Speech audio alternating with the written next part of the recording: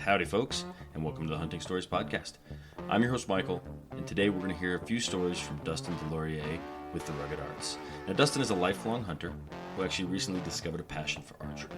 And not only that, but Dustin is also about to be a published author. He has a book that releases this week that is actually a collection of just his best hunting stories. I've actually put a link in the show notes, so please make sure that you go check that out. But of course, if I have a guy releasing a book on hunting stories, we're going to have him on the podcast. So either way, he stays away from the stories in his book today, but he tells us some other very relatable stories. So relatable, in fact, that every time he told one, I had to tell him one of my own. I want to thank Dustin again for coming on, and I hope you all enjoy our stories as much as I enjoyed talking with Dustin. Now let's let Dustin tell you his stories.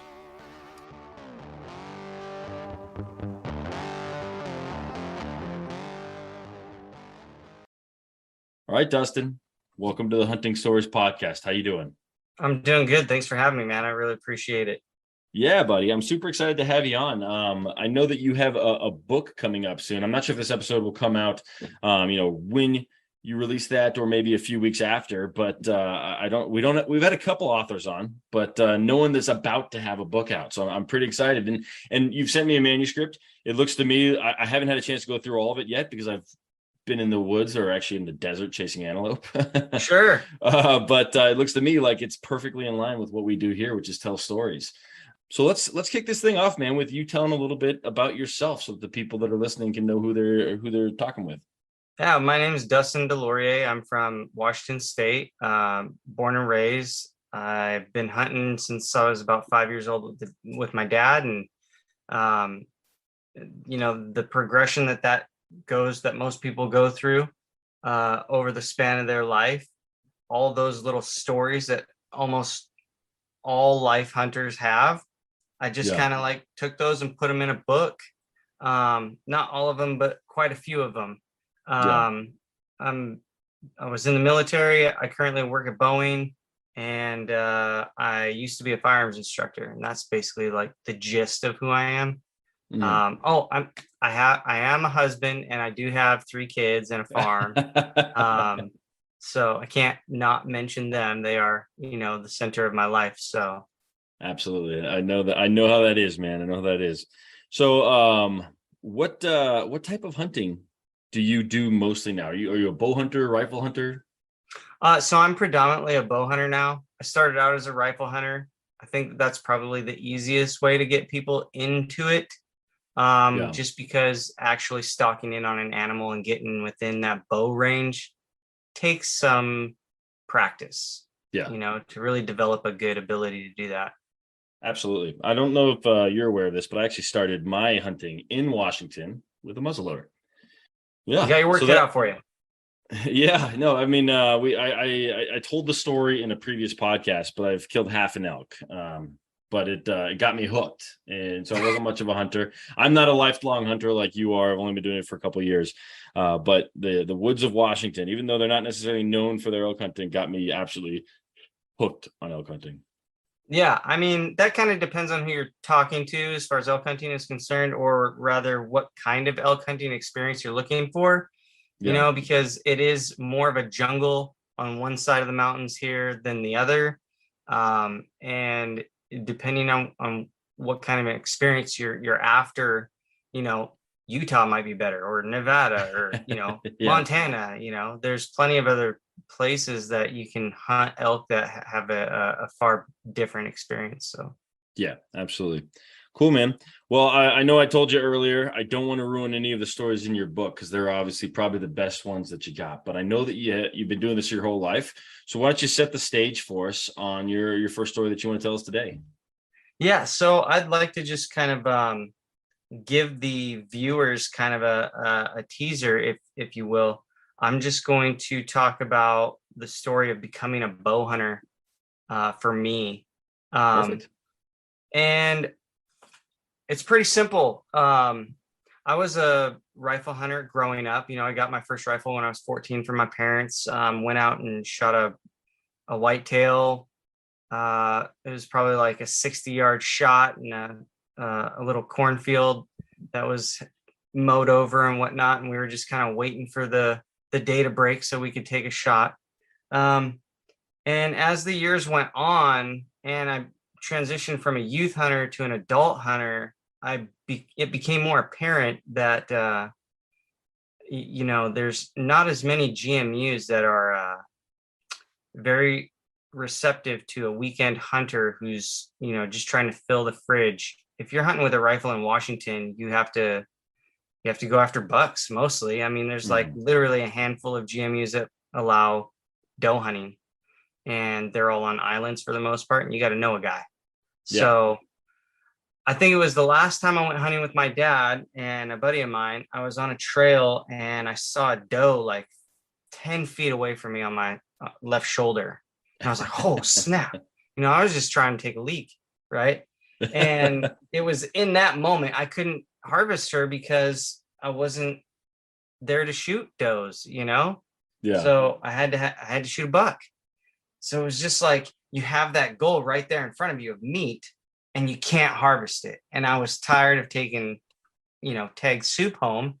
And so I was like, okay, I got to do something. And then I think it was like 2004 or 5, I tried out for Top Shot season 3. Oh, very and cool. yeah, it was a really cool experience. But in doing that, I was like, if you've ever watched Top Shot, they shoot with all weapon systems. So I'm like, it's okay, a great show. I got to grab my dad's bow, and I got to like start practicing. So that's what I did. I took my dad's bow out. This is a bow that I couldn't draw back as a kid, right? And now as a 21-year-old, I could manage it. When it was tuned all the way down to 45 pounds, I could manage it. And just releasing that first arrow, like reignited a flame that I had forgotten about.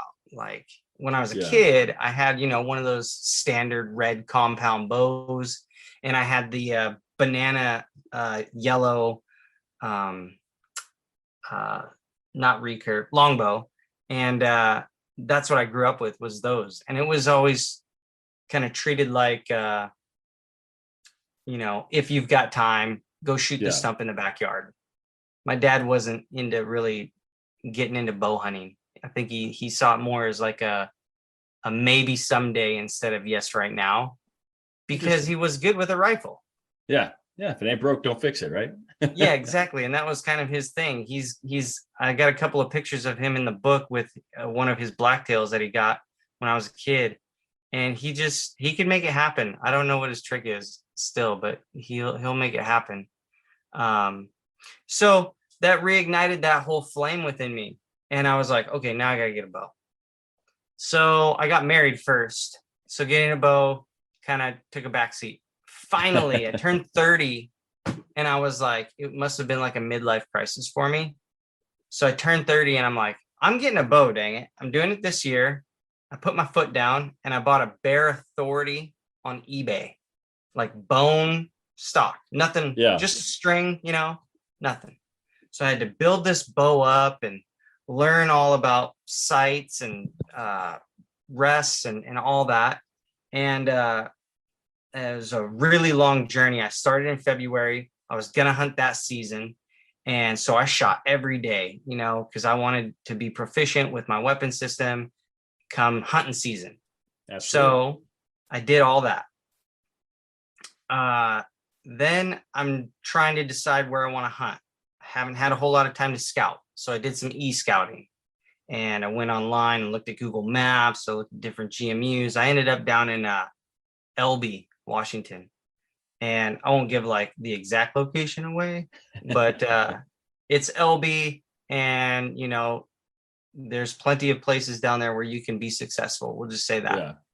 So I'm not super familiar. I didn't archery hunt until I left Washington. So I know the muzzleloader and how that works. But is it over the counter? Is it that simple? You can just go get a tag every year, or how does it typically work? Okay. Yeah. So if you're just trying to put meat in your fridge, you can literally just go and get what I typically get is a combo tag. And that consists of bear, elk, cougar, deer. You have to specify which side of the mountains you want to hunt for elk. So west or east side. And then you have to specify your weapon system, muzzleloader, rifle, or modern, I should say. and then archery. So Okay. I've been doing archery the last 9 years now.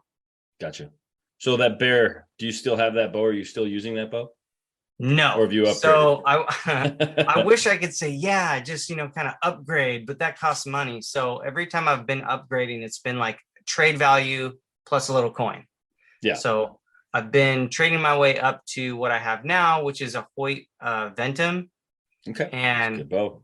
Yeah, it's a good bow. It's only a couple years old, and I like it. It's heavier because I was running a Carbon Spider Turbo, which is a carbon bow, but that weight from a target accuracy standpoint is kind of nice to have. And I don't mind packing it around. If you're used to carrying a 9-pound rifle, packing a 6-pound bow is nothing.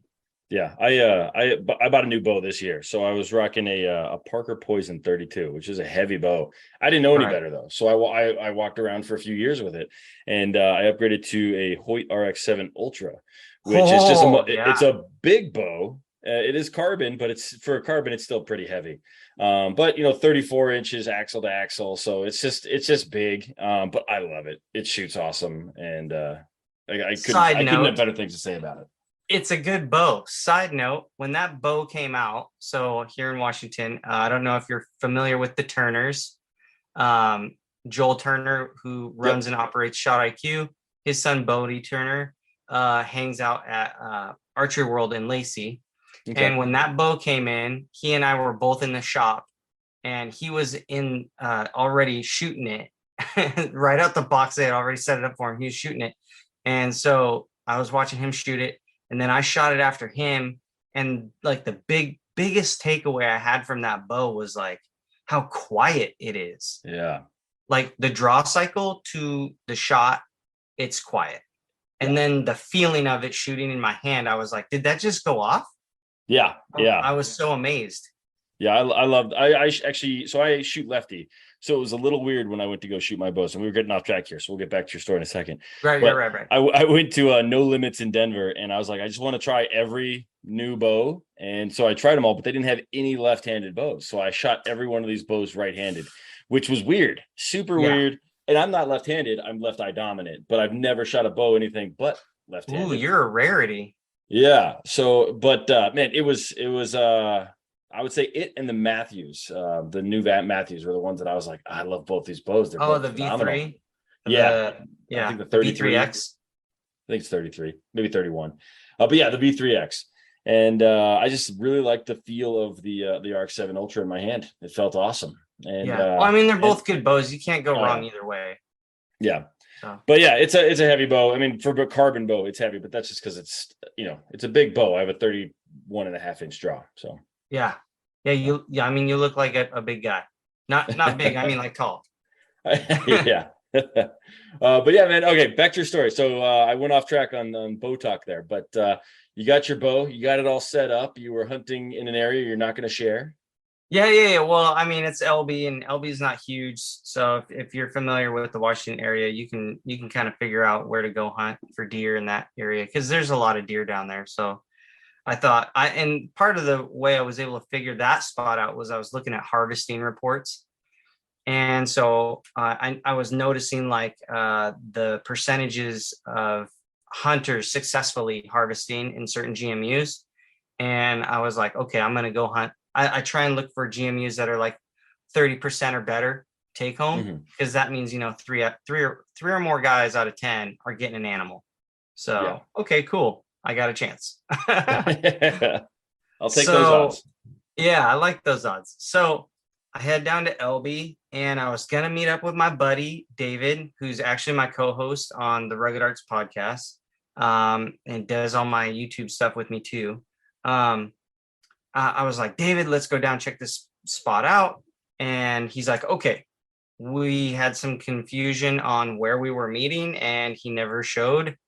And so I ended up meeting the guys that work in the woods, the tree guys. Oh, shoot. Logger? Yes, a logger. Thank you. I met a logger who works in that area who was up archery hunting. And he was like, well, my partner couldn't make it either. You want to go hike through the woods? I'm like, sure. This guy knows the area. Yeah, I want to learn something. So he took me down. He's like, oh, we'll go this way. He took me down. We checked it out. And while we were sitting there and BSing about, just kind of getting to know each other, because we didn't really know each other, two does came bounding through, just like on a beeline, right to left. And they didn't even see us. We're sitting next to this tree. And I'm like, oh man, this is dope. So I'm in hunt mode. He's there for elk. And he's like, I'm not here for deer. And I said, well, I'm here for meat. And he's like, they're not even bucks. And I looked at him, I said, I can't eat antlers. So he said, well, if you want to go after him, go ahead. And I was like, okay. By this point, they hadn't stopped. They just kind of kept going. They'd slowed down. They're like 300 yards away by the time I decide, okay, I'm going to go after him. So I take my boots off. And I'm a do-it-yourself kind of guy. So I made some what I call stalker moccasins. And I've got these moccasins on my feet. So I start putting on a stalk on these doe. And I'm slowly going. I'm checking them with my binos to try and read their body language as I'm traversing over these deadfalls and, trying to go under trees and not make any sound. So every time I would take like 3 or 4 steps, I would stop, look at them, see what they were doing, see how chill they were. And then while I'm doing that, I'm mapping where I'm going to walk or step next, take those next couple of steps, and then reassess. I did that for like 20 minutes, it felt like. And I closed the gap to like 60 yards. All right. But at that time, I didn't have a rangefinder. I didn't know what 60 yards looked like. It looked like 100 yards. So I was just like, nah, they're too far away. I can't take a shot. Right. So they boogied out because I snapped a branch trying to cut around a little knob hill to close the distance to get to like that 30 range. Right. Yeah. I knew as soon as I snapped that branch, they weren't going to be there when I got to the other side. Sure enough, they were gone. So I head back to Sean. And he's like, dude, that was awesome. And I'm like, dude, I didn't even get a shot. And he was like, I've never seen anybody stalk a black-tailed deer like that. He's like, you're like some sort of freaking woods ninja. And I was kind of dumbfounded at that point because for the most part, I had only ever hunted with my dad.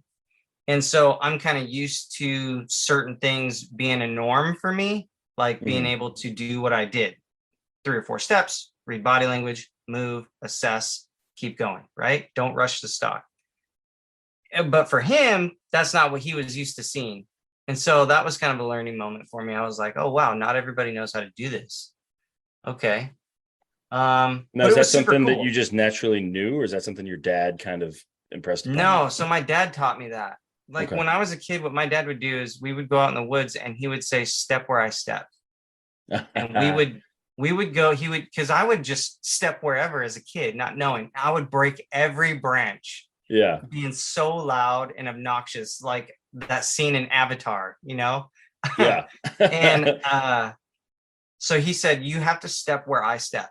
And I'm like, okay. And that kind of taught me a lot about how to walk through the woods, about how to figure out where I want to step, first of all, and then what kind of a snap, crackle, or pop I need to pause for and just wait for like 5 minutes because I've just told everyone where I am. You know what I mean? Gotcha. Yeah. That's awesome that you had like a hunting Mr. Miyagi to learn this from. That's awesome. Yeah. And he was self-taught.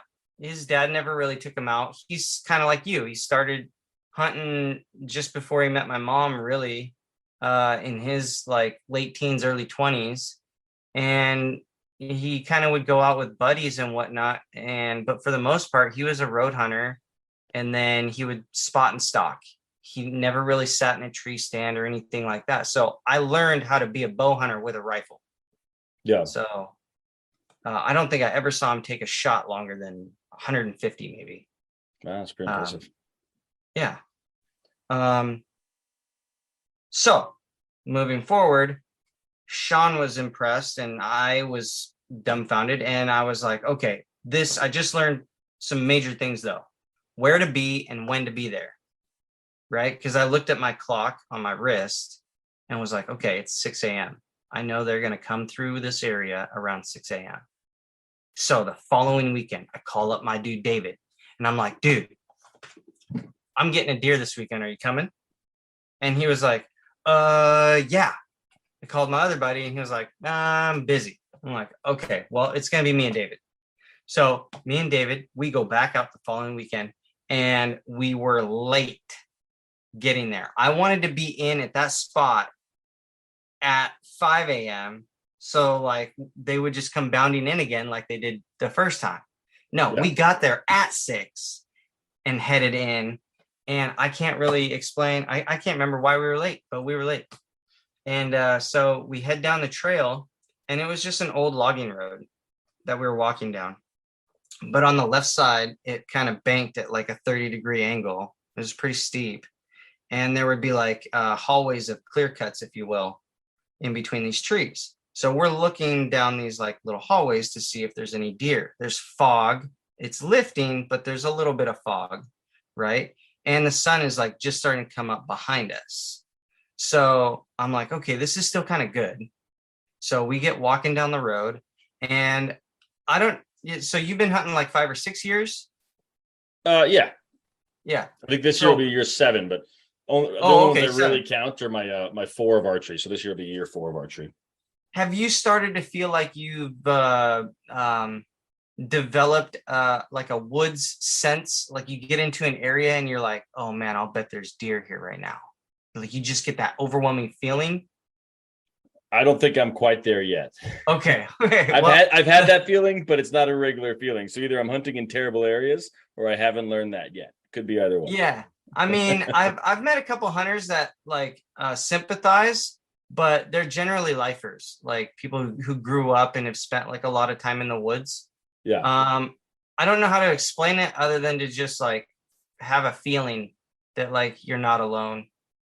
So we get in there. As soon as I feel like we're not alone, I immediately change my like walk in from just like a gleefully, stroll through the woods to more of a slow, very methodical, like rolled heel to the toe walking process, so I can control the sound I'm creating, and I'm panning through the woods more diligently, looking for any kind of movement, right? And so we're literally 600 yards from the truck, and I'm looking to my left, and in the corner of my eye to my right, I see movement on the road I'm on. And I slowly move my head forward, to looking down the path that we're headed. And here is this beautiful, mature doe just walking nonchalantly up the road towards us like a gift from the heavens, because the fog was lifting, right? And here she comes, and she's just kind of, sniffing the ground or whatever. She hadn't caught our wind. I don't think she could see us really well because we were walking along. I don't walk in the middle of the road. I'll walk either side of the road, because generally that's where the ground is softer and you can hide your sound better. That's good tips. That's a good tip. Yeah. I hope your listeners are taking notes. Yeah, right. So I'm walking the brush line on a road with the sun at my back. So I feel like between what I was wearing and the bush line, I was probably pretty well hidden. And the fact that I like stopped as soon as I saw her, she didn't see my movement. So I did the like stop with my hand to my buddy David, who's trailing like 10 yards behind me. And he can't see what's in front of me, mind you, because there's a bush between us. The road had kind of like bent to the left, and that bush was like perfectly in position where he couldn't see the deer in front of me. He just knew something's up, right? Yeah. And so I got the arrow knocked. I'm putting my release on. I'm like, I don't have a rangefinder, so I have to guess, right? I guess like 30 yards, 35 yards, somewhere in there. And she starts to turn broadside and head to my left, like she's about to jump and go down this hill. But it's all clear in front of me right now. So I'm like, I need to take the shot now, right? So I draw back, I settle in, and I give a little whistle. And she stops dead in her tracks and looks in my direction. And then I just send it. And I hear the thwomp, but my arrow like went in and looked like, to me, from my perspective, that it had gone over her back. I thought I'd hit a stump behind her. Gotcha. And she leapt off the road and into the bush. Whoops. Knocked over a cup on the way. Yeah. So she leapt off the road and into the bush. And I was like, oh man, I missed my first ever archery doe. No, I immediately knock another arrow. I look back at my dude and I'm giving him the like super bum look. I'm like, I'm sorry, dude, I missed. And he's like hand fist pumping in the air, you know, like, yeah. And I'm like, what? He's like, you totally hit that animal. He's like, I don't know what you hit, but you totally hit it. And I'm like, how do you know that? And he's like, because it's a good sound. I'm like, it sounded like it hit a stump. He's like, yeah, exactly. I was totally doubtful, because that's not what you experience as a rifle hunter. So yeah, I'm like, okay. I'll tell you. So your buddy, remind me his name. Oh, David. How long at this point had David been bow hunting? David had been bow hunting for 4 years at that point, before he hooked up with me. Gotcha. Okay, so he's got a little bit of experience. All right. Yeah. He had already heard the thump and knew what it was. Reliable enough. Okay, yeah. Cool. So I said, okay, here's the deal. We'll go and try and find the arrow that I think is in a stump. And if there's blood on it, then we'll go from there. If there's not, there's not. Right. He's like, okay, because I didn't see where the deer went. So I just knew she went downhill. We go and walk over to where the arrow should be, and there's no stump. Instead, there's a bush. Okay. And this arrow, I'm not joking you, I should have taken a picture at the time, because when I tell people, it just sounds so unbelievable. But the arrow was hanging in the bush, covered in blood, like an ornament on a Christmas tree, just perfectly straight up and down. Wow. Like, here you go. How far back from where the deer was, do you think? It couldn't have been more than like 5 yards. Oh, wow. Okay. Yeah, it was real close.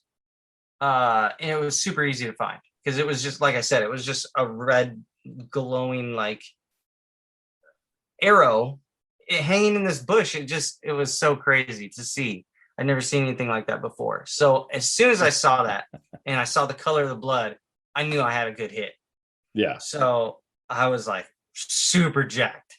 And there's a picture in the book about it. But I was really stoked. So now we got to find her, though, because I didn't watch where she went, because I thought I'd missed. Right. And so now we got to find her. And remember how I was talking about how there was like these hallways of down trees? So I said to David, I'm like, okay, let's give her like 20, 30 minutes. And then we'll try and pick up the blood trail and see if we can find her. He's like, okay, good. So we give her some time and we head down this trail, or not trail, but down the clearing, the side of this hill. And we find the blood trail. We start following it, and then it like disappears. So I'm like, oh no, where did it go? Still haven't found her, but we're only like 15 to 20 yards from where we found the arrow at this point. Right. And I don't see any more blood. Well, because it's a hallway, I said, okay, check this out, David.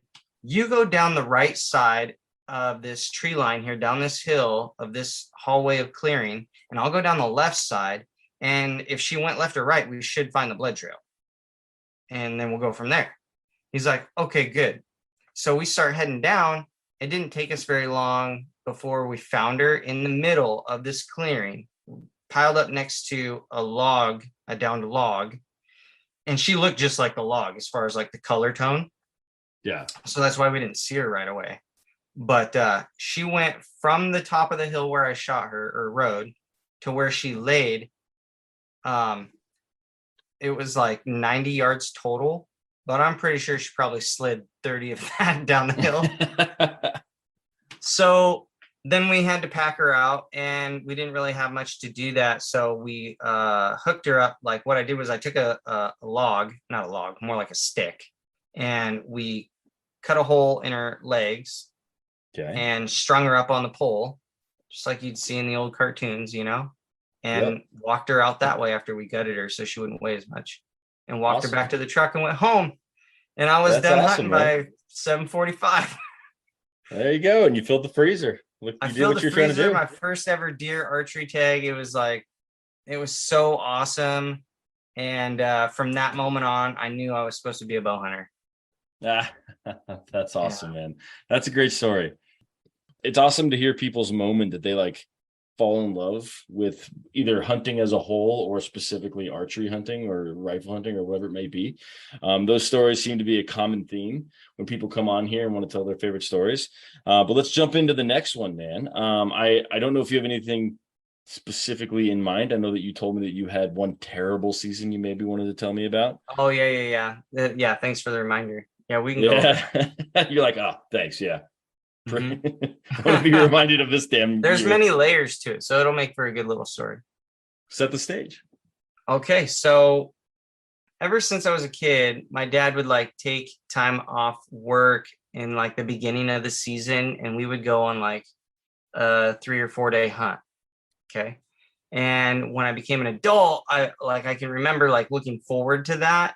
But as an adult, you realize the complexity of that, which is finding the time to not be spending it on like projects at home or work or, whatever else you got going on. Getting that time lined up perfectly is difficult. So the one and only time I've had that available was a couple seasons back, and I had 5 days. I worked it out to where I was only using like 2 vacation days at work, and then I went into a 3-day weekend. So I was like, yes, 5 days. I'm getting an animal. This is happening. This is going to be dope. It's going to be a fun adventure because I had asked 2 of my buddies to go with me, David and my other buddy, Solomon. And we had this like little pop-up camper, so it was going to be a fun adventure. Right. We were going to go back out to that LB area. And I didn't realize how popular that area was for like 4-buying and off-roading. So we get there and immediately I'm at a conflict with some guys who like camp there every Labor Day weekend for like the last 15 years.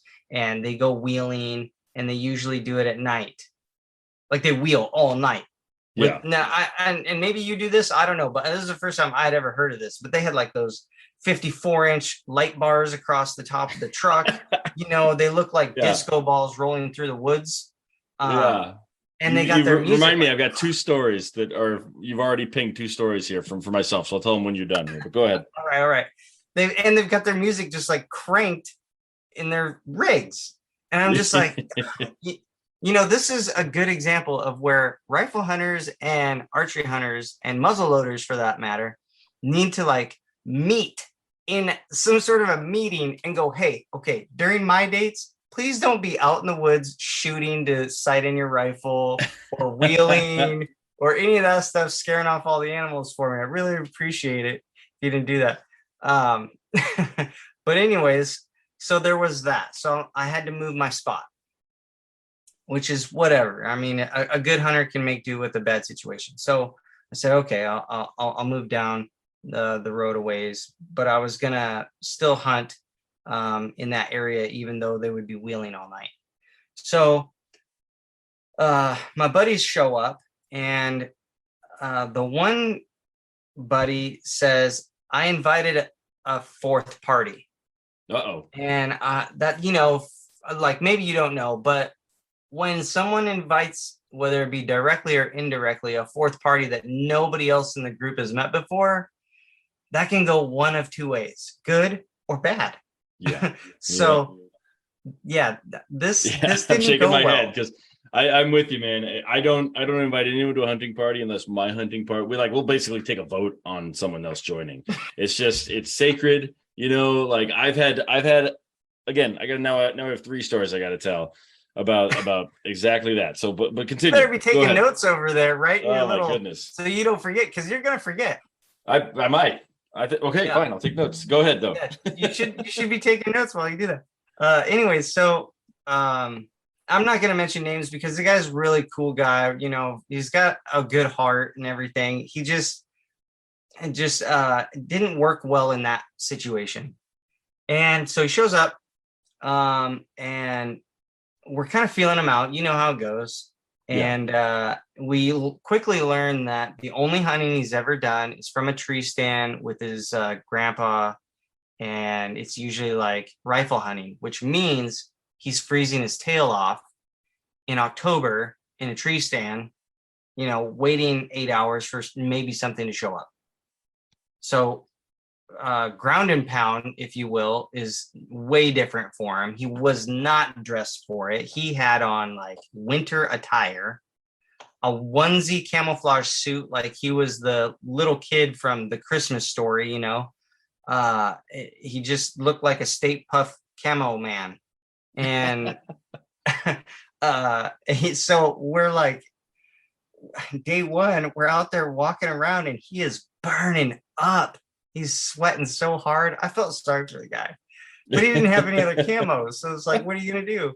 Yep. So he had to tough it out. And then at one point we're like, okay, you're just going to take it off and, you know, roll with what you got. No big deal. And just shove it in your backpack. So he takes his backpack off, and then like, he didn't even know how to pack.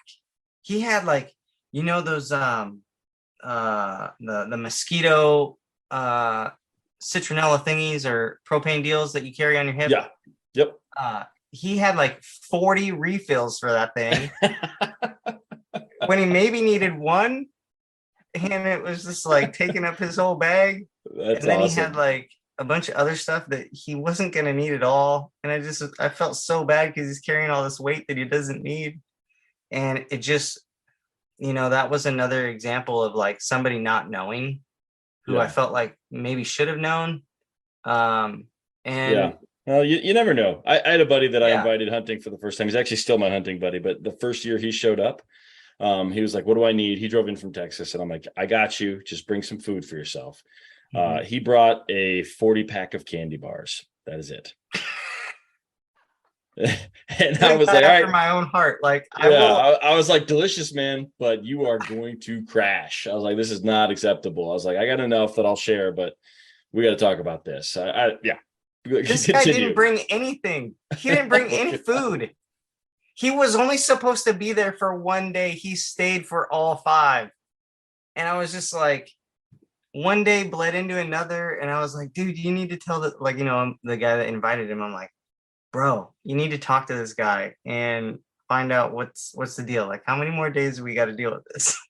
Because none of us wanted to be the guy to say, you know what, it's not working out. We're gonna have to ask you to leave. We just didn't want to be that way. And so we let him tag along. I really hope he learned something. But like, another example of how it went was like, we were walking into this area, and you know, it's a little foggy. We see a rabbit, a cottontail, and all of a sudden he's a cottontail hunter. It's like, dude, like, you're gonna blow the whole hunt for you today, you know, right here, right now on a rabbit. I really want to get that rabbit. I'm like, okay, whatever, dude. So I can't judge him there. I've done that. It was a snowshoe hares, but there was a blizzard, so it's like we couldn't see more than 10 feet. So we were like, all right, let's try and kick up some rabbits. Sure. I mean, we've all probably been there, but with 3 other guys in your hunting party, I don't know. Anyways, I felt like it was the wrong place, the wrong time. But nevertheless, I said, okay, come here. So he's standing next to me, and I'm trying to point out where the rabbit is because I can see the way his body is lined up, the way his arrow is pointing, and he is not aiming anywhere near this rabbit. And I can see it. It's only like 20 yards away.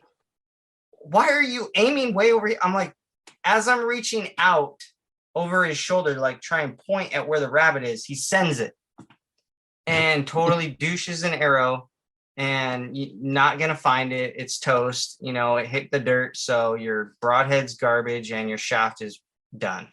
Right. And with his setup, that's $20 gone on a rabbit. So I'm like, dude, what were you aiming at? And he's like, oh, I was aiming at that right there. I'm like, that is a bush. You didn't even know what you're aiming at? Like, come on, you have to be able to identify your target. Like, God, that's if scary. you don't know what you're aiming at, Yeah, you shouldn't take that shot. absolutely. So there was a lot of other things that I could really just sit here and rant all day about it. But the whole moral of that little endeavor was that, I would love it if everybody could come with me on a hunt, but it's just not everybody's going to blend, and that will spoil a hunt for sure. Oh yeah. Oh yeah. Yeah. I'll take this pause to tell you one of my 3 stories, which is about a bad person being invited. So I always believed you had to be invited to hunting camp. I wasn't invited. They told me I can't come until I was married to my wife because it was a family hunting camp. Either way, get married, go on this camp. One year, my brother-in-law just is like, oh, a buddy of mine that I've known my entire life is coming. I'm like, all right, well, my brother-in-law's a good guy. He's got a pretty good judge of character. Sure, like it's happening. Why get upset about it? So this guy rolls in. I can't even remember his name, but he is obviously not there to hunt. He's there to drink with his buddies. And it kind of rolls the whole camp that direction. So I'm there to hunt. And all of a sudden, they're there just drinking. They're drinking until 3 a.m. And we were waking up at 6, and good on them if they're able to get on their feet and go. But it was just awful. There were multiple days where they just jumped in the car and went 4-wheeling and just drinking beers. And then this guy was just he's an idiot too. We had an extra cot, and he opened the cot up, and there's a pad that goes on top of it, and it was folded into the bottom. He didn't even use that. So he just laid on a cot with no pad. And then of course, this guy, the thing that just like puts the whole thing together is when he left, he took every beer in camp and drove 4 hours home. So he probably he literally took probably like 35, 40 beers and just took off, just left us in camp with no beers left over. So I was like, yeah, no. Oh no, that's a nail in the coffin. Yeah, from this point forward, there is you are not invited to hunting camp unless you got to be unanimous. It can't be a majority. It's got to be unanimous. So it's a big deal, especially you had 5 days, right? Man, there's a big deal to have those 5 days, and frankly, he put a cloud over your whole hunt. Like having a bad person in camp can ruin everything. Yeah, exactly. So I have not had 5 days in the woods like that since. But if I do, my hunting party is going to be very small. Yeah. So that was just one part of that season, right? So then me, David, and Solomon decide we're going to go hunt a different area later in that season. And David almost got ran over by a bull elk. Like we were hunting for deer, scouting for elk in the late season, right? And we went into this area, and it was like literally 3 days or so before elk season.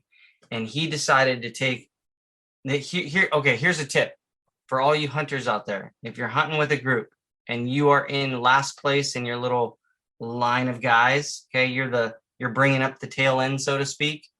Do not deviate from the group and go off on some trail willy-nilly, okay, without having told somebody.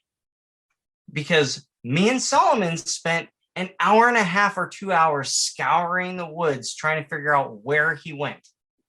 And he was off on his own adventure, found a cool little deer trail. They showed us later, and it was super cool, and told us this amazing story about how he'd gone off on this trail, saw some good sign, and while he was in there, he heard like thunder and the earth was shaking, and he looked over he thought a deer was coming in. So he drew back and he looked up, and here's this 5x5 about ready to just run him over. And he was like, holy moly. And then he had that thought that all of us hunters have, which is, if I was a lesser man, I might take this shot, not say anything, and just throw it in the car and roll out. Yeah. But thankfully he didn't, Yeah. But that was pretty cool experience. However, it kind of like messed up that area for us, and just that whole season, it was just a tag soup season. And had that soup before. Yeah. It sucks. It does. Yeah. I know you earlier. I'll tell you another story because we had a little moment here. You talked about guys that camp in the same spot for 15 years. This isn't actually my story. This is a story of my brother-in-law and his buddy, who maybe I'll get one of them on the podcast here in the future and probably tell this exact story. But they found a spot by random. They accidentally put in for different tags. The tags ended up being next door units. So they're like, okay, we'll just set up camp in between and you'll camp that side or you'll hunt that side, I'll hunt this side. So it seemed logical for them. Either way, they find a spot, set up camp. They ended up camping there for years. But I believe it was their first or second year there that there was this truck that just was there and it just was always around. And so they were out hunting one day, again, muzzleloader season. So it's early October. And all of a sudden they just hear gunfire, just bullets going off like crazy, like a war. Like they don't know what's going on. And it's midday. It's like, I don't know, noon to 2, somewhere right there in the middle. And they're like, what is going on? Like, who is firing that many rounds? And it just doesn't make any sense. Just probably, they said they probably heard, I mean, they know the exact number now, but if you were hear the story, they're like over 100 rounds, just fired off, just like nonstop. So they finish the day, they go back to camp. And they have one of those Davis, Davis wall tents that's fire treated and just a quality tent, mold treated because it's Washington, right? You got to. And so they get back to camp. In their camp, there's a fire truck, and their tent has burned to the ground. Literally everything is burned to the ground. And so they're like, "What the hell happened to the firemen are like, did you guys leave your stove going? Like, what happened here?" And they're like, "No, we were back, probably around 10 in the morning and the fire was cold out, completely cold." So the hypothesis is that they camped in someone's spot 2 years in a row. And that person's like, "Nope, I'm not having this," and burned down their tent. And the gunfire that they heard was all the ammunition that they had. So all the black powder. They also had a bunch of pistol rounds because they carry when they're in there. And their tent burned, like those tents, they're fire treated. They're not meant to burn. So the fire started inside and it was like an oven. Everything inside melted. Like there was nothing left over, Right. except the corner of the tent that the furnace or the stove was actually in, because you don't put anything near the stove. So there's nothing Right. there for really to burn. So the only place that was left was right next to the stove. So it was Well, pretty I mean, obvious I would that tell you right there, if you're a fireman, they didn't leave the stove on. right. Yeah. So basically we're we don't know, but we're pretty sure there was an arsonist that came in and just burned down their entire hunting camp. That's what So we sounds hunted there we hunted there a few more years, and every year we'd find little flecks of burnt tent just right in that same spot. It was just crazy, man. What people will do for their hunting spot or their camping spot. Who knows if they were hunters? But but we Yeah. definitely set up cameras on camp from that point forward to make sure that if anyone did come by, we at least snap a couple pictures of them. Yeah, like if you've got the file, and I will have a hard copy of my book in my hands next weekend. And so you just email me your address and I'll send you an autographed copy, not a problem. Then you'll have Awesome, man. a paperback, to kind of Perfect. show around and read and make notes or whatever. But in the chapter about changing the world of hunting, that's kind of like one of those little things that I want to change. Not just so much like the way hunters and the industry talk about hunting.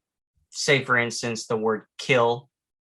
I try to replace it with harvest as much as I can, just because for someone that's not, that didn't grow up in a hunting environment, the word kill sounds premeditated and malicious, whereas the word harvest has more of a stewardship undertone to it. So there's more meaning and respect going into what you're doing. And so in that chapter, like if I could, I don't know if I really touched on it very well, but people getting ownership over an area, like a hunting spot, to the point where they feel they have to burn somebody's tent down or take some of their equipment or whatever. Like, come on. As a group, we should be bigger than that, I agree. And if we want other people to view the industry the way, I feel most hunters do, then we have to hold ourselves to a higher standard. I agree 100%. And to lighten the mood and say that we're not all bad, right? I have never met a hunter in the woods that I have not invited back to camp to have a beer later. So I've had plenty of beers with random guys that are telling me their stories, because obviously I have an affinity for hunting stories. So I'm like, hey man, come back to camp. Like when the sun's down, when we're done hunting here, let's connect. So, and I've never had anyone say no either. So there's good people out there, but of course, anything, no matter what you do, there's going to be bad apples. Sure. That's how it is. So yeah. Cool, man. Well, Dustin, your bad season. Do you have any more to it, or is that it? Are we done rubbing salt in the wounds? Yeah, I don't want to rub any more salt in that wound. I kind of like to just leave it at that. It's done, it's over with. It was a nice learning lesson, but what your listeners should be able to take away from the 2 stories that I have told is that in both stories, there's an element where I'm learning something, not only about what I'm doing, but also about who I'm spending that moment with, right? And I'm realizing that not everybody in the hunting community shares the same knowledge. You know what I'm saying? So one guy might know how to stalk in the woods better than the next guy, and we need to be able to comfortably share that with each other. And so you'll see in the book kind of like a transition where I go from learner to experiencing to teaching, and I'm trying to like pass it on. And so that was kind of like how this book sort of came to be, and what I hope people take away from it. It's like to learn, to experience, and to pass it on. Yeah, that's awesome, man. Well, why don't we tell the people where they can find you? I think this is a good point to kind of wrap it up, and I think we'll have you back on to tell you some more stories later. But for now, I know you have a podcast. Tell the people that your Instagram, maybe the title of your book and where they can find it. I know at the time of this recording, the book is not available, but the time that I'm going to post this, it will be. So I'll put a link to all of these things in the show notes. But why don't you share where the people can find you? Okay, so places you can find me is really simple. Just remember The Rugged Arts with 2 G's. So The Rugged 2 G's Arts at yahoo.com. That's my email address. So if you buy a book and you want it autographed, you can hit me up on the email, and we'll see what we can do about, sending you an autographed book, or you can ship me the one you bought and then I'll autograph it and send it back. The book is called Student of the Woods. Funny story. Originally, it started out as Campfire Stories, Campfire Logs. Okay. And then Stephen Ranella came out with Campfire Stories. Yeah. So it forced me to change the title. Yeah. And kind of like rebrand the book, if you will. I had to kind of move some chapters around or whatever, but I think it worked out for the best. Yeah. You can find me maybe on your next book could be the hunting ninja, right? Like the log. Yeah, right. Yeah, giving all the secrets away about being quiet in the woods. So you can find us on Spotify, The Rugged Arts, and the same goes for YouTube, The Rugged Arts. So it's all the same. And awesome. If and when we have a website, it'll be the same thing. And that way it's all super easy to remember and to pass on. Perfect. Yeah. And like I said, I will make sure that there are links to everything in the show notes. So if you're looking for it and you're not good at remembering or didn't write it down, like I wrote down my stories when you reminded me to, then just look below and click on that. So Dustin, this was fun, man. I didn't tell you. I'm sorry. Amazon is where you would want to go to find the book. Okay. Student of the Woods. There you go. Perfect. Yeah. Perfect, man. Perfect. All right. Well, this was fun. Thank you very much, man. I really appreciate you coming on the show and sharing some stories with us. I'm super excited to actually have enough time to sit down and read the book, since I know I do have a copy. It'd probably be after hunting season, I'm gonna be honest, because right here. Yeah, I get it. It's August 20th, so September 2nd, I'm disappearing for, I think I actually have 9 days this year to hunt. So hopefully I don't do tag soup.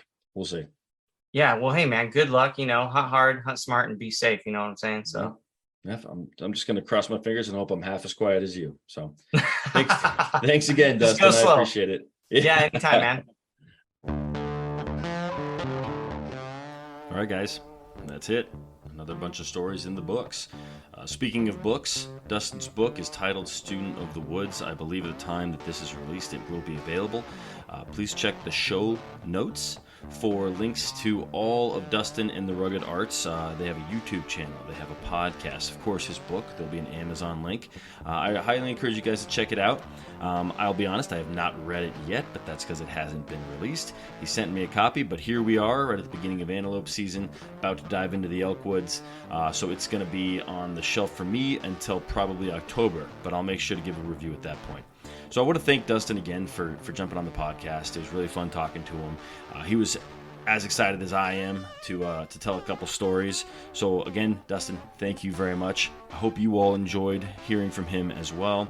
That being said, we're always looking for more storytellers. So if you hear this, reach out to me. Let me know. I'd love to hear your crazy story, your dad's crazy stories, your mom's crazy stories, whoever it may be. I would love to get you on the podcast. Beyond that, please subscribe to the podcast, follow us on Instagram, and share it with everyone that you possibly can. We're trying to grow this thing and see where it takes us. So that's it, folks. Thanks again. I appreciate you all tuning in. I appreciate Dustin telling us some stories. Now, go make some stories of your own. Thank you.